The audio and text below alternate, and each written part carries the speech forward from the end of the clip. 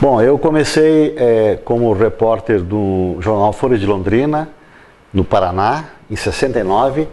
E em 70 eu vim para Porto Alegre, trabalhei como repórter especial da Zero Hora. E em 71 eu fui chamado para trabalhar como repórter na sucursal da revista Veja.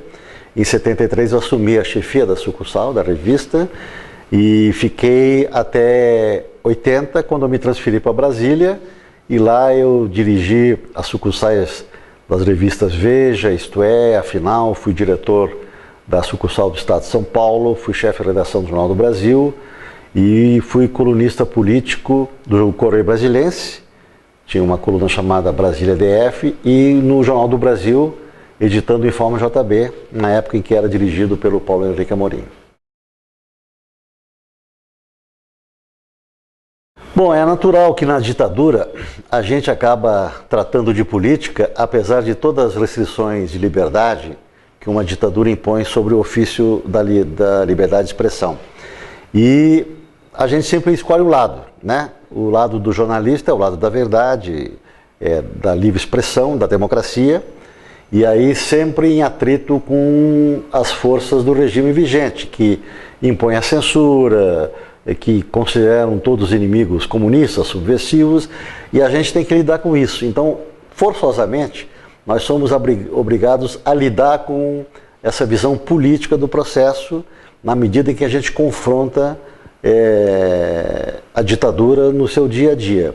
No meu caso específico, eu fui personagem de um episódio conhecido como o Sequestro dos Uruguaios. Em novembro de 78, um comando militar do Exército Uruguaio atravessou as fronteiras do Brasil e veio a Porto Alegre com autorização, conhecimento e beneplácito das autoridades militares em Brasília para atuar junto com o DOPS gaúcho, então liderado pelo delegado Pedro Selig, que era o homem mais famoso da repressão naquela época, atuando os uruguaios e os brasileiros no âmbito da Operação Condor. O que era a Condor? A Condor foi uma organização transnacional que reunia todas as ditaduras militares do Cone Sul, fundada formalmente em novembro de 75, e esta Operação Condor, ela atuava na clandestinidade, de forma oculta, escondida, como sempre acontece nas ditaduras que se envergonham das barbaridades que cometem, e atuava na noite fazendo sequestros, pegando subversivos brasileiros da Argentina, entregando para o Brasil, ou pegando argentinos subversivos no Brasil, entregando para a Argentina, num troca-troca ilegal, sem qualquer cobertura judicial, mas pela camaradagem de generais que atuavam todos unidos, unificados pela bandeira do anticomunismo. E com base nesse pretexto, eles cometiam todo tipo de tropelia. Eu era então chefe da sucursal da revista Veja em Porto Alegre, recebi um telefonema anônimo e fui num endereço da Rua Botafogo, no bairro de Menino Deus, em Porto Alegre, numa tarde de sexta-feira, e lá eu surpreendi o comando da Condor Brasil-Uruguai operando em Porto Alegre, no sequestro da Lilian Celiberti e do Universino Dias, que eram dois ativistas da esquerda uruguaia que viviam clandestinos em Porto Alegre, fazendo o repasse de informações sobre tortura da ditadura uruguaia e enviando essas informações para organismos de direitos humanos na Europa, né? Comissão de Direitos Humanos da ONU, em Genebra e outras coisas.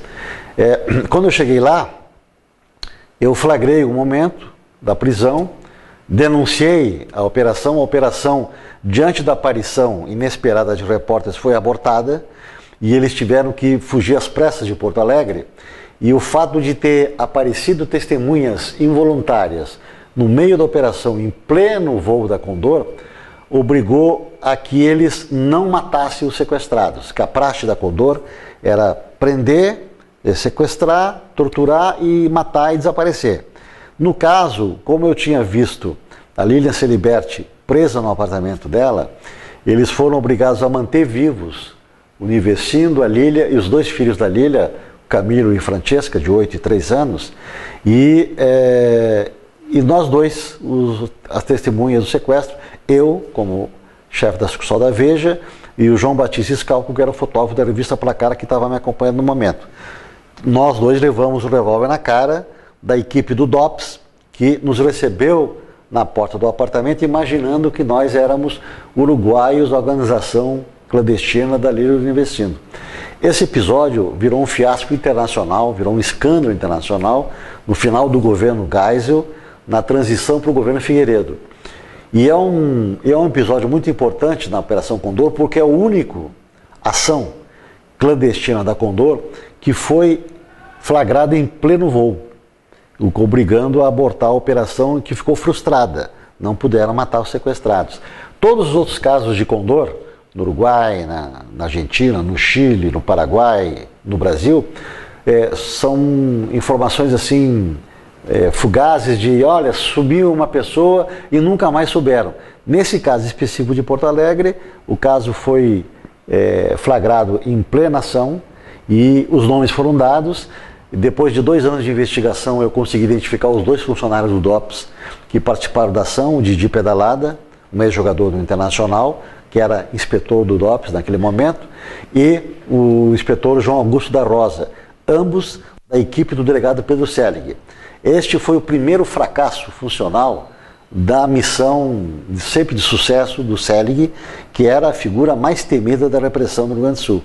E a partir dali, a carreira dele entrou num buraco tremendo e ele foi aposentado logo depois. E ele foi denunciado, inclusive, na justiça e escapou por alguns detalhes jurídicos, mas o Didi e o Ido foram condenados.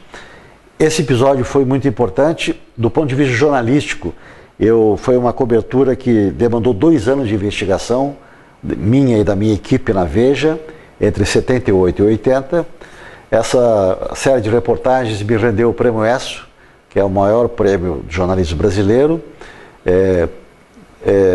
Depois disso, eu escrevi um livro, completados 30 anos do sequestro, chamado Operação Condor, o Sequestro dos Uruguaios, o livro que foi premiado com o prêmio Vladimir Herzog, o prêmio Jabuti, que é o maior prêmio literário do país, e com o prêmio Casa de las Américas em Havana, Cuba. Essa foi a reportagem da minha carreira profissional que teve maior destaque por conta desse relevo internacional que o caso adquiriu. Era um problema imenso para todos nós jornalistas, porque havia muito medo, né? Os jornalistas eram presos, jornalistas amigos meus foram presos, foram torturados, havia um conteúdo sobre editorial, um controle sobre conteúdo editorial muito intenso nas redações. Eu não sentia isso diretamente porque eu trabalhava na sucursal. Então, na sucursal eu mandava a matéria para a sede da revista, que era em São Paulo, e lá aquela matéria era capada, era deturpada, era cortada, era censurada. Mas fazer um jornalismo investigativo em plena ditadura é uma dificuldade imensa pelo nível de controle que você tem do poder, o poder central exercendo uma pressão muito grande sobre os veículos de comunicação, e pelo próprio sistema de autocensura, que acaba fazendo com que, no momento de escrever a matéria, você se policia para não dizer certas coisas que você imagina que possa ser cortado e censurado. Isso é o mal maior de uma ditadura. Infiltra dentro da gente o vírus da autocensura, que é um filho direto da censura. E é mais perigosa, talvez, porque ao invés de ser exercido pelo censor do poder, do regime, é exercitado por nós mesmos.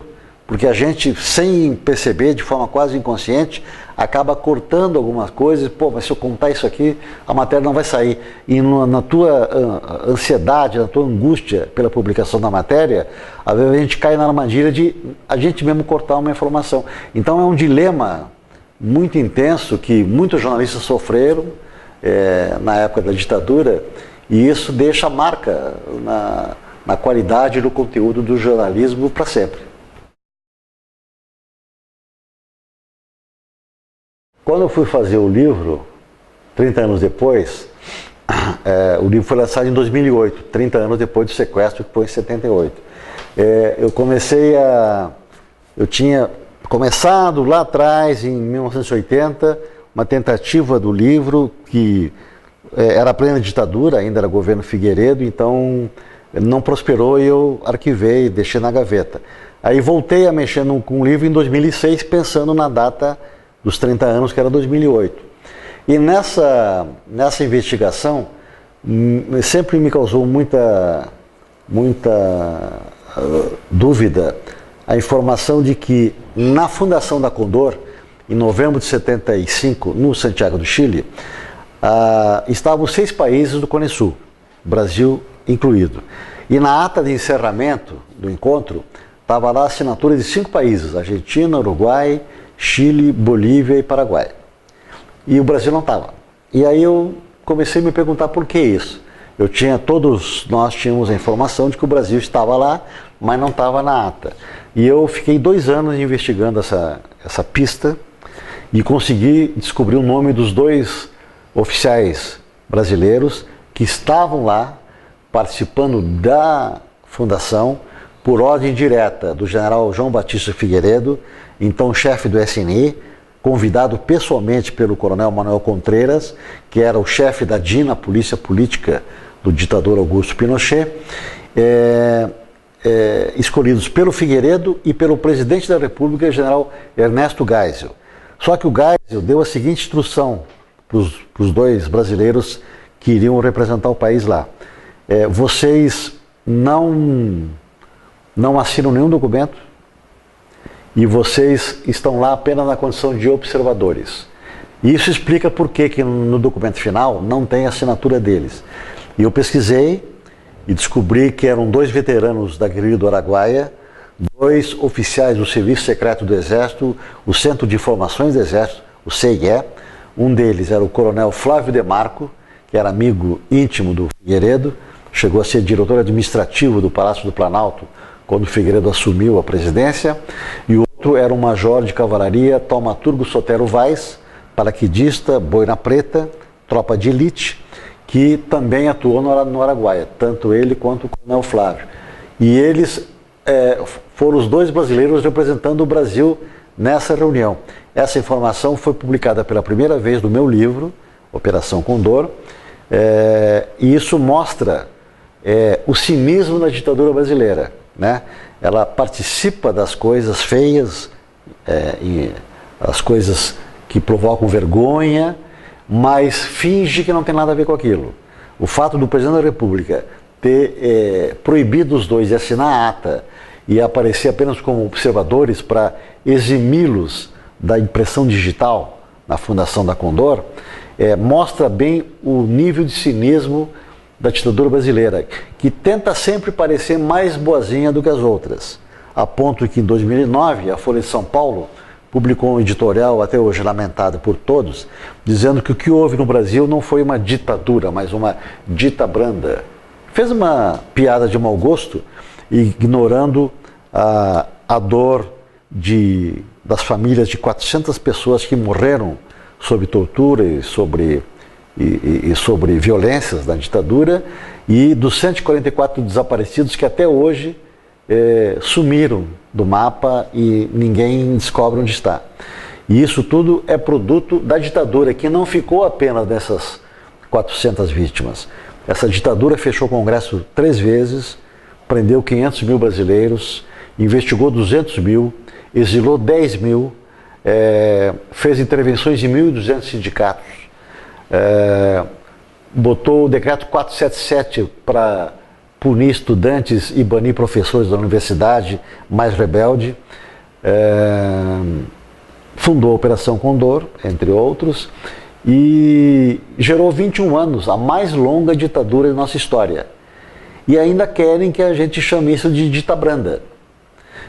O cinismo é tão grande que no final de 2010, quando se começou a discutir a Comissão Nacional da Verdade, os 3 comandantes militares, que são os mesmos de hoje, da Dilma, porque continuam sendo os mesmos do governo Lula, eles mandaram uma correspondência reservada para o então ministro da Defesa, ilustre filho de Santa Maria, Nelson Jobim, reclamando da Comissão da Verdade, dizendo que isso é revanchismo e que afinal passaram-se quase 30 anos do governo chamado militar.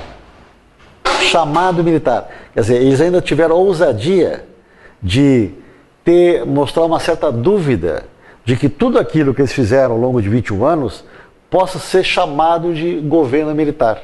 Na verdade é uma ditadura. Não há outra palavra para expressar aquilo que representa esses 21 anos de treva na vida brasileira. E eles, mostrando a dificuldade, a crise existencial que os nossos generais têm ainda hoje, de considerar exatamente o que representa aquilo tudo, eles ainda acham que é um governo chamado militar, quer dizer, parece que nós é que inventamos. Eles fecharam o Congresso, puniram, prenderam, exilaram, bateram, mataram, torturaram e ainda tem dúvidas se aquilo tudo é uma coisa militar ou não. Esse cinismo é uma mancha da história brasileira que nós vamos ter que superar para ter o país que a gente realmente respeite pela sua história. O Cojornal é uma das coisas assim, que mais me orgulha na minha vida, né? Porque é a primeira cooperativa de jornalistas fundada no Brasil. Ela, na verdade, ela foi estimulada pela crise na Folha da Manhã, que era o jornal da Caldas Júnior na época. Houve uma crise interna e demitiram 30, 40 jornalistas. Como volta e meia dá uns passaralhos em redação e demite todo mundo. E aí, subitamente, tinha lá 30, 40 pessoas no mercado sem fazer nada. E aí surgiu a ideia, Salvador, vem cá, mas tem esse bando de gente aqui, essa multidão de jornalistas, como é que a gente pode fazer? Não tem outro jornal para trabalhar e tal, o mercado é muito restrito. Quem sabe a gente faz uma cooperativa? Alguém sugeriu isso, aí uma cooperativa no Brasil na época era só cooperativa de produção. Cooperativa de soja, de trigo, de arroz. Era muito comum no Rio Grande do Sul, o cooperativismo de produção é muito intenso, né? A gente, em todas as cidades, Santa Maria também, tem muita cooperativa. Uma cooperativa que não produz grão em soja não havia, uma cooperativa de trabalho. E a cooperativa de jornalistas ia apresentar o quê? Não era uma lavoura de arroz ou de soja, era um trabalho jornalístico. Então nós tivemos que criar uma cooperativa do nada. Na época, o INCRA, que coordenava as cooperativas no Brasil, mostrou uma certa dificuldade em caracterizar, mas como uma cooperativa de jornalista, mas vocês têm o quê? Na cabeça deles só podia ser cooperativa se tivesse uma lavoura plantando alguma coisa. Então nós tivemos que forçar o INCRA a avaliar uma nova realidade. Foi criada a cooperativa, a Cojornal, a primeira do Brasil, e havia vários produtos, alguns aos órgãos, jornais empresariais, fazia a revista do Internacional na época, revista da Companhia de Seguros União e tal. E nós resolvemos fazer também um jornal mensal nosso. E era um jornal, o Cojornal, voltado mais para a crítica do jornalismo, de media criticism, que era uma coisa que o Alberto Diniz fazia na época no Jornal dos Jornais, uma coluna que ele tinha na Folha de São Paulo, e que hoje ele continua fazendo no Observatório de Imprensa. E a gente fazia isso num jornal que privilegiava muito a história recente, falava na ditadura, falava nas torturas, falava em caçados, temas que a imprensa no dia a dia, a grande imprensa tradicional, não tocava. E a gente tocava nisso com muita força. E o jornal subitamente começou a ganhar força. Daqui a pouco tinha gente do Rio, São Paulo, Nordeste pedindo assinatura, e o jornal começou a crescer. O jornal começou a crescer e começou a incomodar, como todo órgão independente, com posição própria. E aí eles não conseguiram nos matar pela censura. Eles nos mataram pelo bolso. O comando do Terceiro Exército reuniu os chamados anunciantes do Cojornal, fizeram uma reunião com eles e disseram: não queremos mais anúncio de vocês no Cojornal. E aí, claro, as empresas assustadas com a pressão vindo direto do Exército, cancelaram programações de anúncios e nós, de repente, nos vimos sem grana. Quer dizer, não nos mataram pela força da espada, nos mataram pela força do bolso. Eles meteram a mão no nosso bolso e nos deixaram morrer à míngua. Aí o jornal começou a definhar, durou algum tempo mais e depois fechou. Mas ficou a ideia de que é possível, em algum momento, pelas circunstâncias, juntar o talento, o esforço de vários jornalistas num espaço cooperativado para produzir jornalismo de qualidade. Na época, o Cojornal era tão importante ou tão conhecido na chamada imprensa alternativa ou imprensa nanica, a imprensa de resistência à ditadura, como era o Movimento, Versus, o Pasquim e outros jornais que corriam na contramão assim, da mídia tradicional, veiculando opiniões e informações que a gente não lia. Eram textos mais extensos, não era aquela coisa picada, aquela coisa mais resumida, eram textos de reflexão que ajudavam a pensar e principalmente a informar. E a gente até brincava que, como uma cooperativa, tu não tem um patrão, né? Que é tradicional. Tem um patrão na Zero Hora, tem um patrão no Estadão, tem um patrão na Folha, um patrão no Globo e tal. No Cojornal, todos os cooperativados eram patrões. Então, nós não éramos governados por ninguém. Nós éramos patrões de todo mundo. E a gente brincava que, como no expediente do jornal entrava o nome dos 300 cooperativados, era o maior expediente de patrões do mundo, era o do Cojornal. Eu acho que não é um projeto da internet fazer uma oposição aos conglomerados. Isso é uma consequência natural da própria diversidade que a internet cria na produção da informação. Antigamente tu precisava ter uma mídia impressa que mandava os seus repórteres para a rua, catava a informação, caía na mão do editor, que era alinhado com o dono do jornal, com o proprietário do jornal, e mandava imprimir, e isso ia para a rua e as pessoas engoliam aquela opinião filtrada, aquela opinião que vinha de cima para baixo. Hoje, a internet subverteu esse conceito. Não é que a internet tenha como plano diabólico confrontar os grandes conglomerados da mídia. É que na prática, como ela dilui e pulveriza a opinião, todo mundo, teoricamente, na internet, tem condições de mandar uma mensagem para um jornal, ou pegar uma matéria de um jornal e botar num blog e dar uma pancada em cima, dando uma outra versão. Como isso é um universo de milhões de pessoas sem nenhum controle, porque a internet é o reino da liberdade absoluta, até caótica, os jornais, eles não têm controle mais sobre a informação, como tinham antes. Sem o controle da informação, a informação hoje não tem um ponto de origem. Ela nasce, circula, repica, alguém corrige, ela volta e subitamente o universo da mídia via internet, não subordinada a esses grandes grupos, cria um mundo de informações absolutamente novo que desnorteia todos nós usuários e principalmente os empresários da grande mídia, que não estão sabendo enfrentar o desafio da internet.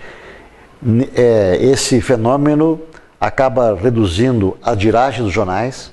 Os jornais todos estão com crise de tiragem, todos estão caindo, né?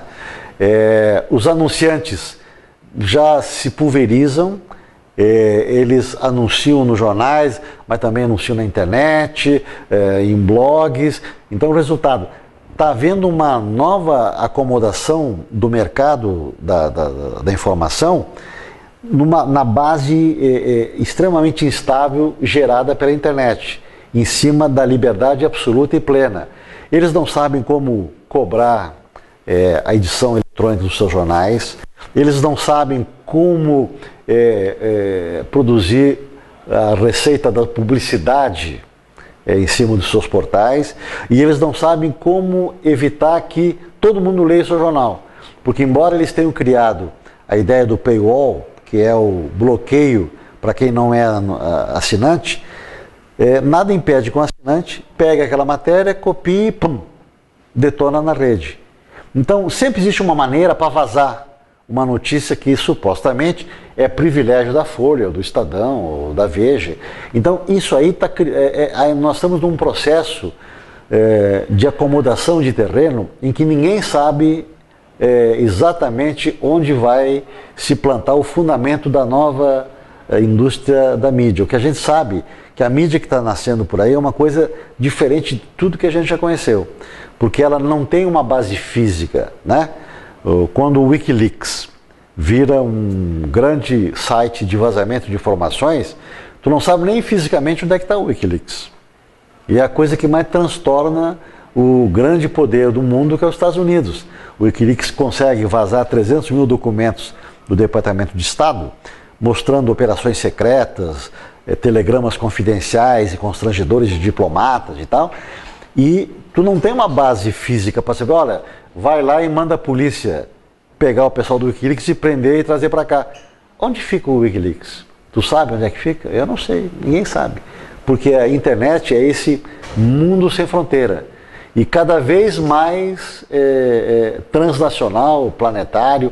Então é um fenômeno extremamente intrigante, mas que deve produzir alguma coisa melhor. Porque toda vez que tu tira a informação e a verdade da mão de uns poucos e democratiza essa informação na mão de muitos, é uma coisa positiva. O que nós temos que saber é como usar isso para o lado do bem.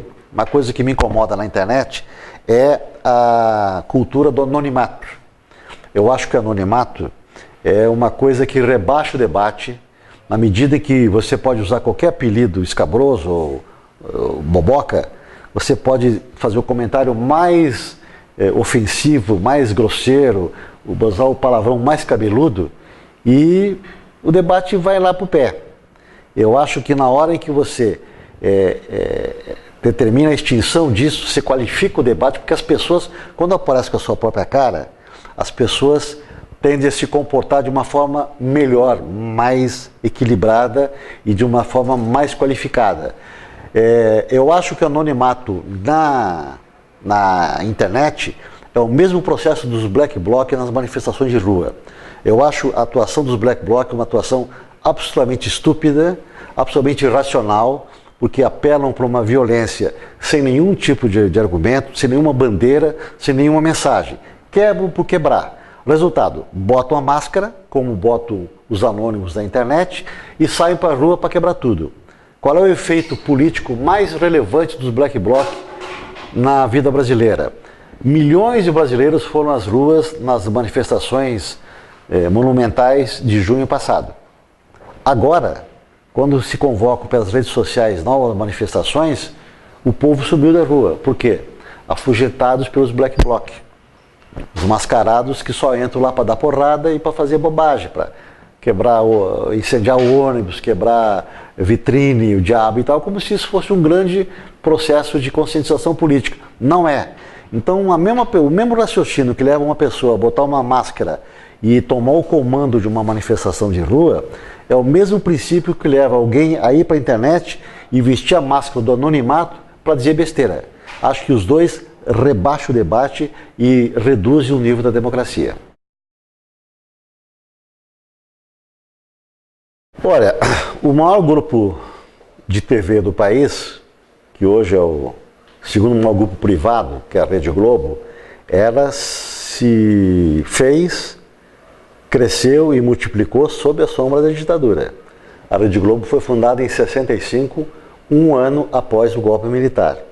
Um golpe militar que teve o apoio entusiasmado, exacerbado do Globo, o jornal do Roberto Marinho, e de toda a grande mídia brasileira.